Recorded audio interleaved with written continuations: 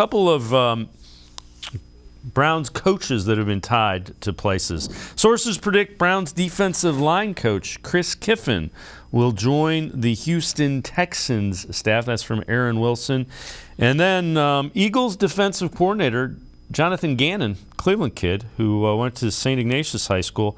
He's going to be a finalist for the Cardinals head coaching job. If he lands that job this week, Drew Petzing, Browns quarterback coach, would be a leading name for offensive coordinator on Gannon's staff. Gannon and Petzing were together in Minnesota.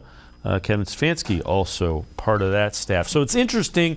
There may be some more changing of the guard, if you will, on the staffs, and that's not necessarily a bad thing.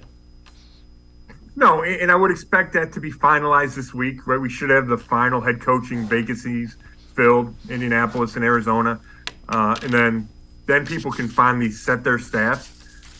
It looks like Kiffin's going to go to Houston. Last offseason, he was going to join his brother Lane at Mississippi, and then had a change of heart and asked the Browns and Kevin Stefanski if he could come back. And he did, but obviously it feels like it's tenuous, and Houston's got a new coach.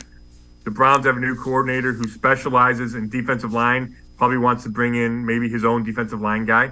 And then Petzing, one of the reasons Kevin Stefanski moved him to quarterback coach this year is to get him more prepared for the coordinator openings that he expected to come his way.